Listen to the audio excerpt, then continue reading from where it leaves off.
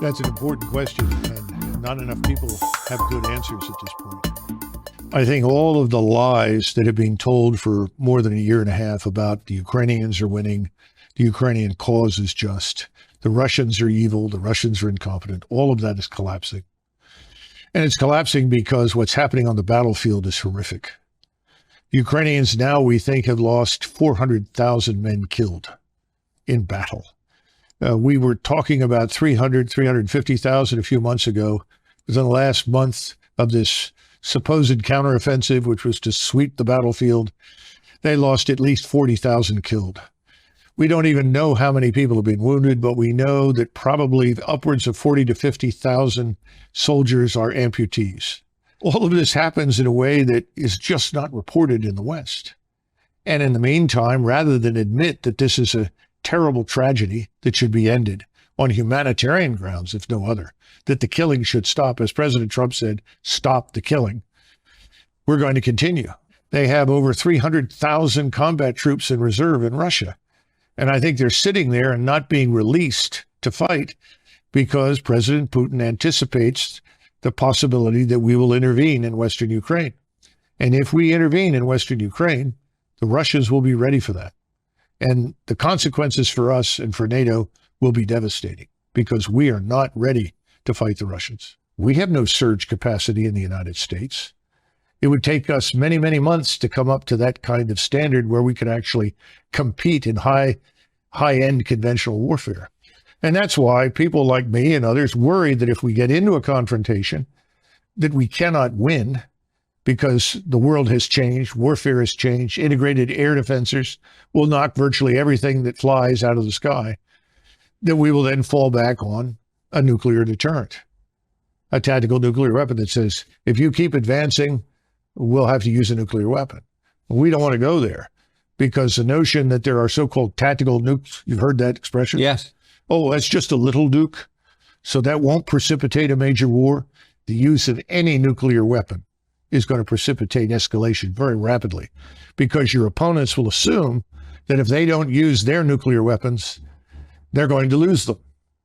So we're living in a terrible dilemma right now. The smartest thing that we can do is end this war. You can't defeat what the Russians have built. They were the first back in the 1970s to understand the criticality of linking intelligence, surveillance, reconnaissance in space, as well as on land and at sea, with strike weapons. What's a strike weapon? Rockets, missiles, guided artillery for precision. They've done that extremely well. So that's one of the reasons they have thousands of guns, hundreds of rocket launchers, hundreds of ballistic missile launchers, cruise missiles, and so forth. And these are then linked to that ISR. So the response time is almost instantaneous. A Ukrainian formation is located at this spot next to this building on the outskirts of, say, Kharkov. They can have missiles on the way to those targets or rockets or drones within the space of perhaps 5, 6, 7 minutes. So this is a very well-structured, well-organized machine. And the machine is grinding up everything in front of it. And it's not going to be defeated. This is a no-win situation because the Russians, though they were not prepared in February 2022 for this kind of war, they are now. And they're continuing to prepare, which includes continuous mobilization. They're up to 750,000 troops in and around Ukraine. Most of them are on the outskirts, Belarus, Western Russia, down in southern Ukraine.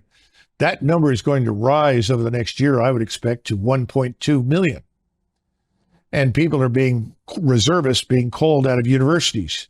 People are being through the military now, working in universities to become engineers, architects, mathematicians, whatever. They're being pulled out, put in uniform, and readied.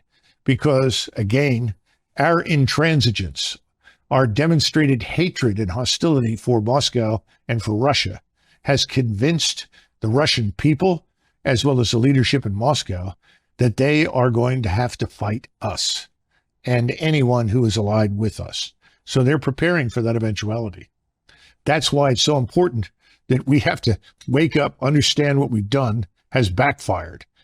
Whatever we set out to achieve has failed.